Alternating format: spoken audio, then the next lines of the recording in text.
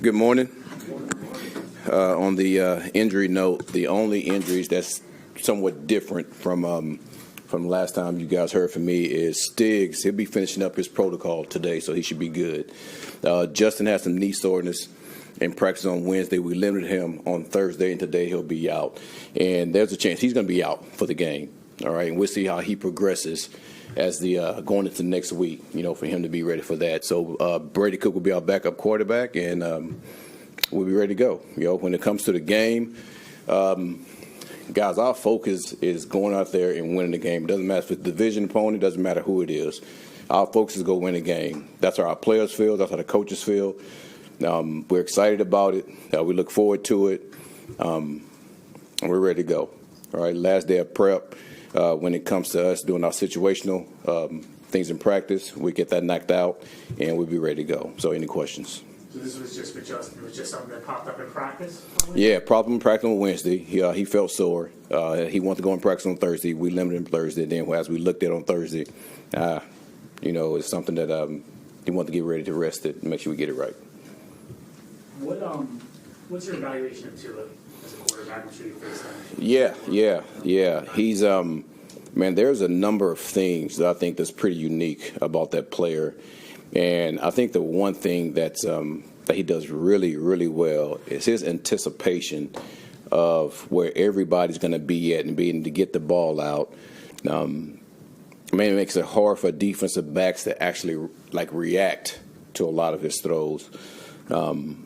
But I do see sometimes when that throw is not there, man, he has to get to a second and third option. And that's when you can take, you try to take your chances. But he's still, not bad in those situations, too. So he's a guy that's very streaky now. If you let him get hot, man, he can really go on the run. We all remember the year. I think he led the league in passing, when he was really, really hot. So we can't allow him to get into that type of mode because we know what he can be. So we have to limit him as much as we can. We know the skill players that he got, that they surrounded him with, guys in the backfield, even the receivers that they got. I know Wallace coming back, he gave us some trouble last time. We can't allow him to start getting to those guys to be able to make plays because he can be very dangerous. You obviously have a young roster. Tyrod has been in this league for a long time. And yep. I'm curious, how much can these guys learn from him this year, the ones that are going to be here for a while, how he goes about his business? You know what? That's the one value that we have with guys like Tyrod, guys like Harrison.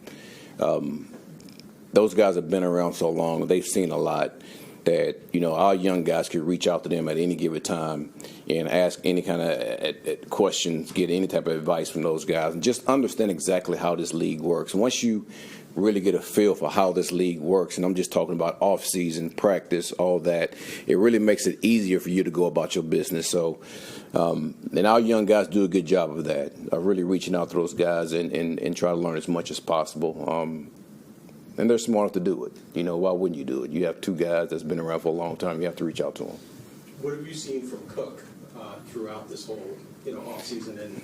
Yeah. It's his improvement, and he's a very fiery guy. And the one thing that we do quite a bit in practice is we have a number of competition periods. And you see exactly how he goes about his business when his time comes up to really be in that situation to compete. He looks forward to it. He always asks when those opportunities are going to come for him to get a chance to do it. And we make sure we give him those reps, So he's a very competitive guy. He's going to be a quarterback in this league. I do know that. I can't tell you when, right, but he'll be a quarterback in this league. A lot is made of the Dolphins when they have to travel to a cold weather city, and that's obviously going to be cold Sunday. You coached for dome teams for Yep. New Orleans, Detroit. Did you ever feel like there was anything to that when you guys had to go outside and play in December or January? Well, I don't know about those guys, but I've been a part of a dome team twice. Man, put the ball down. That was our mindset. Put the ball down. How's Mazy Smith coming along? He's coming along well. He's trying to get acclimated to how we do things. I mean, obviously Dallas plays a totally different defense than we play. So he's going through a learning process, and every day he's getting better and better. One thing that he's doing a really good job of is, man, he goes out extra time before practice to work with our assistant D-line coach, Cam, and then he gets to work in after practice. And he does a really good job, like I said before, of hanging around Harry and understanding exactly how does he play this position and how does he do it at a high level. And he's doing a good job at that. So he's still coming along. Again, we have some guys that have stepped up. All right, in that D-line, Briggs for one of them, and he understands that, so he knows that he has to continue to earn his keep, to be able to get out on that field with those guys. Garrett has a shot at coming, back. He's eligible next week. Is there a chance he could be? Well, we'll see. We'll let that time come, and I'll be able to answer questions about that, as that time comes. I know you want to win anywhere, but how important is it to create home field advantage?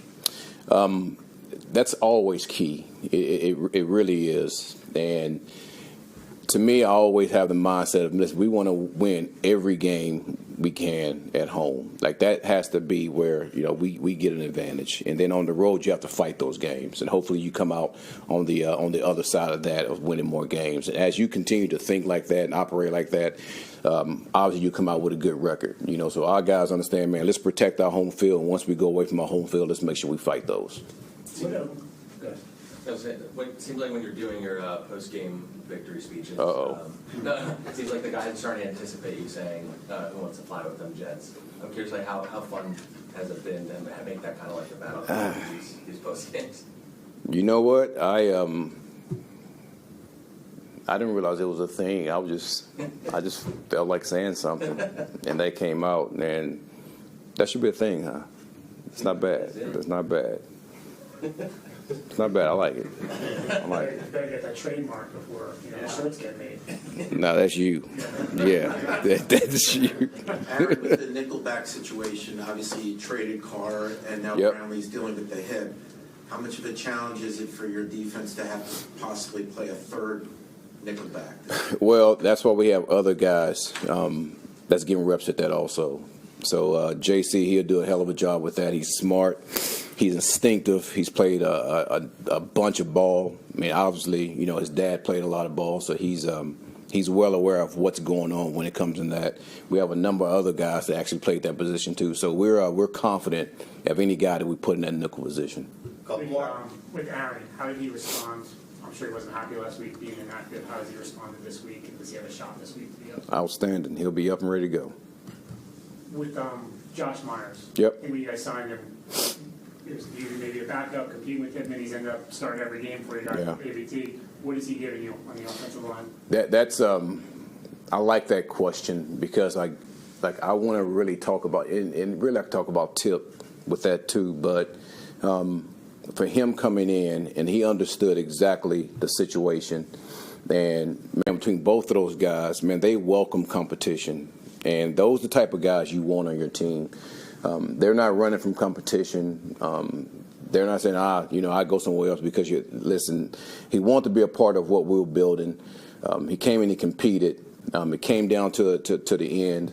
Obviously, Tip won the job. And then when that happened with AVT, man, Tip's so unselfish. He moves over to guard, man. He moves right into that spot as the center.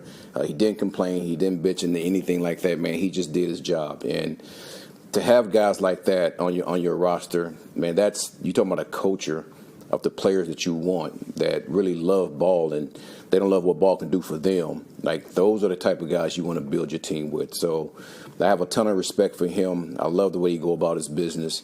And he's done a hell of a job for us this year. Last one. We didn't talk to you since Wednesday, but how good was it to see Boyd here with the team? It was. I mean, to see him in good spirits. And, again, for him to come by, the players to see him, some of the coaches to see him, it was good to see him in good spirits. Because, again, I said that from the beginning. The only thing that mattered to me at that time was he all right?